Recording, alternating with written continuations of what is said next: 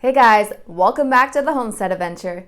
In today's episode, we will be discussing the top 10 mistakes to avoid when starting your first vegetable garden.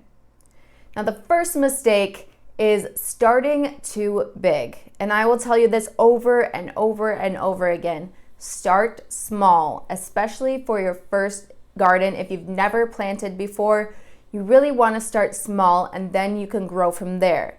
The reason for this is things are going to take a lot longer than you expect them to, and you're going to come across problems that you weren't expecting. You're going to make a lot of mistakes your first year, and it takes time to really learn all of the things that you need to learn. For instance, my first year, I started way too big. I didn't know how to mulch properly. I didn't know what kind of bugs to look for.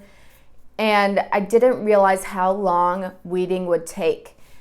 And I spent hundreds of dollars on my first garden. It was probably, 3,000 square feet, something like that. It was huge. And I was out there 8 hours a day pulling weeds, and it still was not enough. The weeds were still as tall as me. There was no way that I could make that work, because I didn't know how to properly garden yet. And a lot of my crops got eaten by pests, and I lost a lot of them due to being smothered by weeds. So start small, learn the things that you need to learn in that first year, and then you can grow to a larger garden after that. And if you really want to start big, go ahead, but just be prepared for all of the problems that you're going to face. Mistake number 2 is not amending your soil. If you've never started a garden before, you're starting on bare land and you're ripping up the grass and tilling the land, you definitely have to amend your soil, which means adding compost and or organic matter. You can use aged manure. Rabbit poop can be put right on there. That one doesn't have to be aged, but keep in mind most manures do need to be aged at least a year before you put it on, because a lot of manure, such as chicken manure, is hot and will burn your plants. You can also add organic matter such as shredded leaves, but you definitely want at least 2 inches of compost on the whole thing, if nothing else. Especially if you have a really sandy soil or a really heavy clay soil. You really need to add that compost and or anything else to make your soil fluffy. So if you're picking up your soil and it just runs through your fingers, that is too sandy. If you're picking up your soil and it clumps even when it's dry, then it is too heavy. So whether you have sandy soil or clay soil, you're going to need to add that organic compost in order to make it a good fluffy soil that's going to have good drainage. And you're going to want to amend your soil every year. So don't think that you've amended your soil the first year and then you're good to go. You do it every single spring or fall.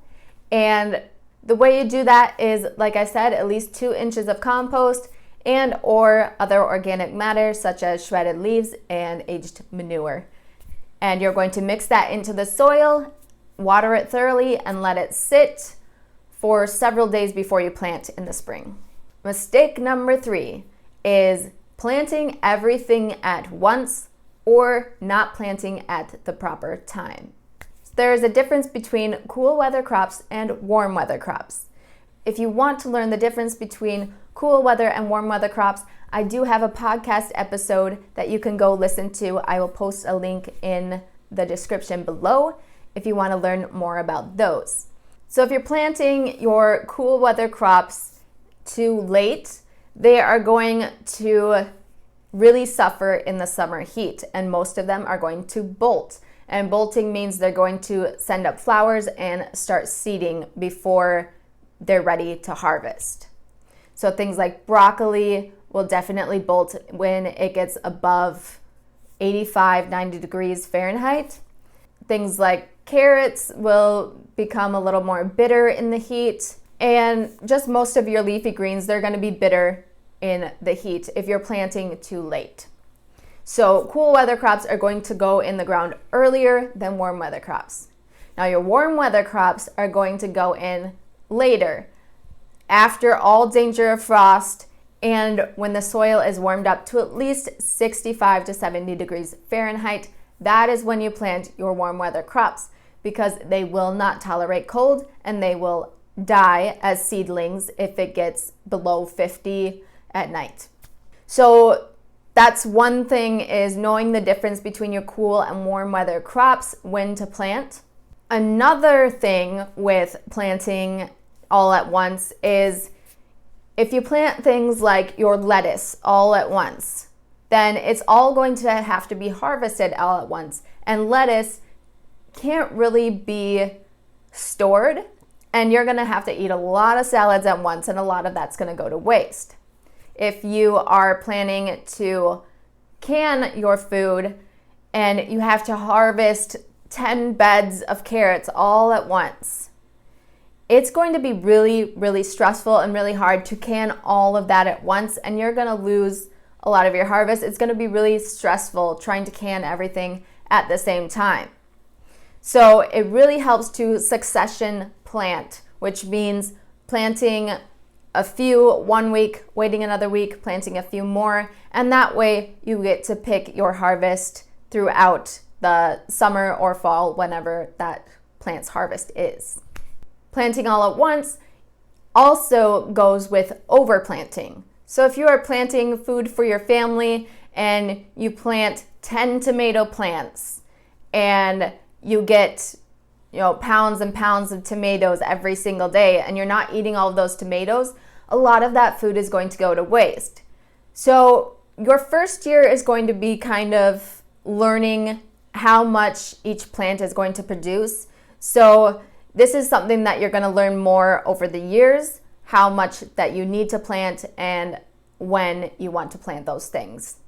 The first year, give yourself kind of that time to learn, okay, how much does my family eat? How much do we need? And did I plant enough or did I plant too much?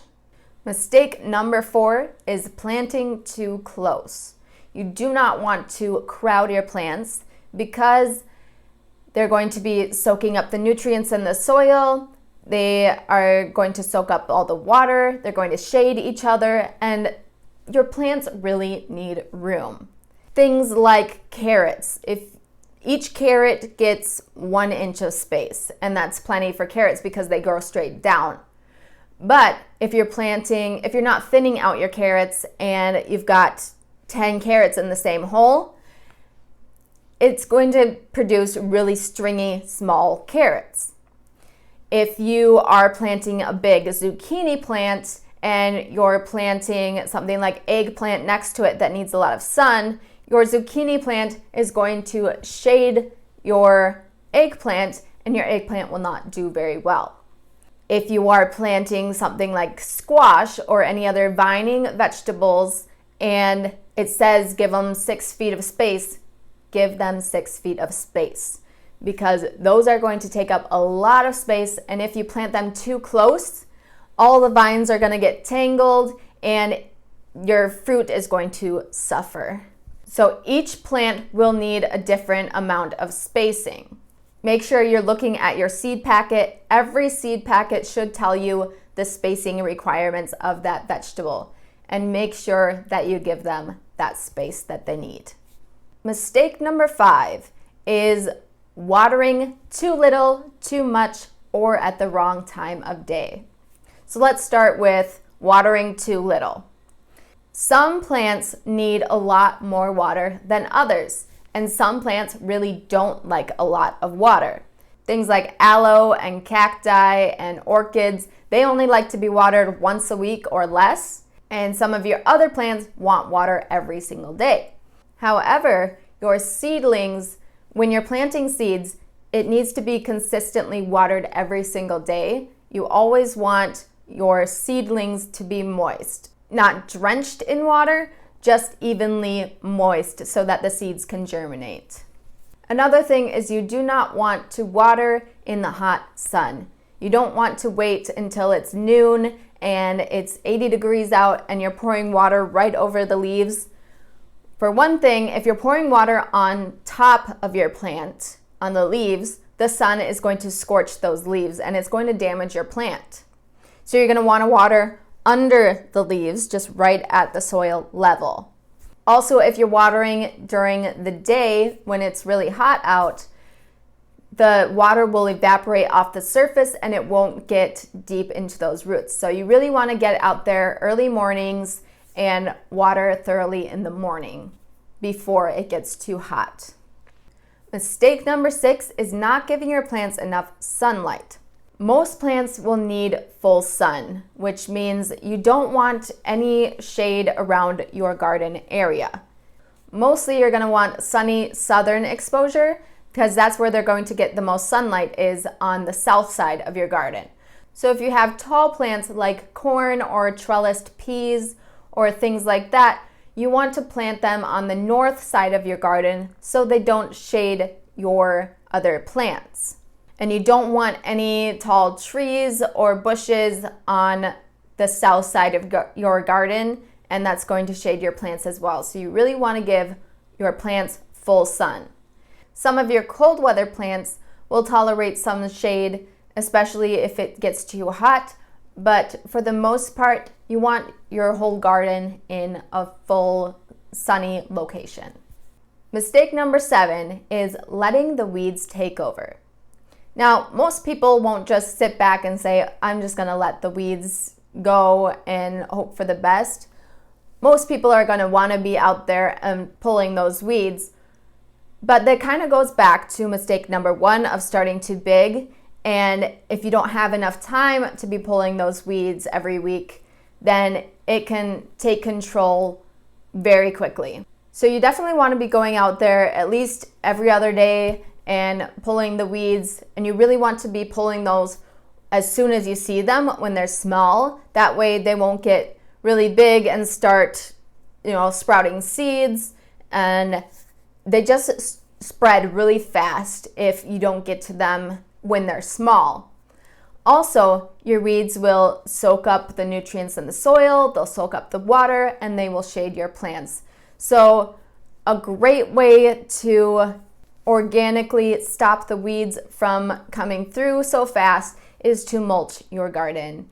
Mulch is something like wood chips, grass clippings, or straw that will help suppress the weeds and hold in the moisture as well.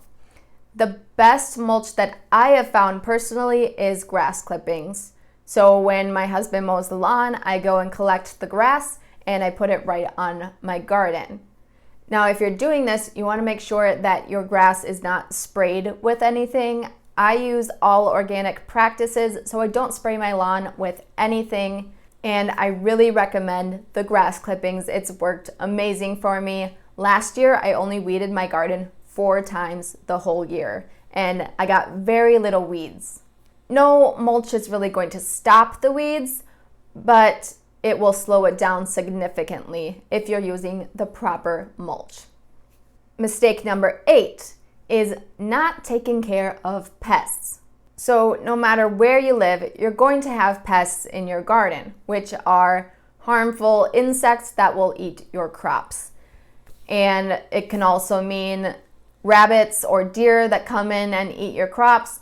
So one good thing for the animals is putting a fence around your garden so that the wild animals can't get in and eat your crops. For bugs, you're going to want to inspect your garden every day and look at the leaves, look at the soil, make sure that you don't see any harmful bugs on your plants. If you do, just start picking them off. If you don't do that, and you get something like cabbage moths laying eggs on your cold weather crops, they will eat your entire crop. So there are some beneficial bugs you want in your garden, such as, your honeybees, your pollinators, worms, things of that nature. But you really want to learn which bugs are going to be harmful. Things like Japanese beetles will eat everything. Cabbage moths, aphids, things of that nature, they will destroy your entire crop if you're not keeping up on it. So every single day, go and inspect your plants, make sure that they are pest free. If you see any, just pick them off, and that should take care of the problem if you're out there every day. If you do have some pests that are out of control, that's when you're going to go and get something to take care of those. Some people use chemicals. I do not recommend chemicals in the garden because that's food that you're consuming. And most of us gardeners are growing our own food because we don't want that poison in our food. So there are organic practices, and I will go through those in another episode. But prevention is the best thing by inspecting those plants every day. Remember to look under the leaves as well, because that's where a lot of bugs will lay their eggs.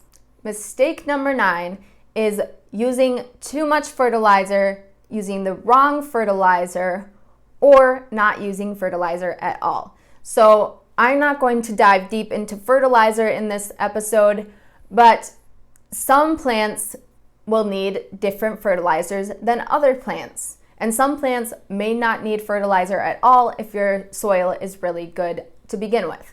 So things like your tomatoes, if you fertilize too much and there's too much nitrogen in the soil, it will produce a lot more foliage and not enough fruit. So if you're seeing your tomato plants looking really bushy and you're not getting very many tomatoes, that means there's too much nitrogen, which usually means you've fertilized too much. And if you're fertilizing too soon, it can burn your plants. There's a whole nother science to fertilizing. And like I said, I won't get into that in this episode, but a lot of your plants will need different types of fertilizer or just less fertilizer than other plants. That being said, you can add your manure when you are amending your soil, like I talked about in mistake number 2, and that should really help if you need fertilizer for your plants. If you're seeing some of your plants suffer and you think it might need fertilizer, just look up that specific plant and what kind of fertilizer they need and when they need it. And mistake number 10 is waiting too long to harvest. So some of your vegetables you will be harvesting at different times, and some vegetables you'll be harvesting throughout the summer.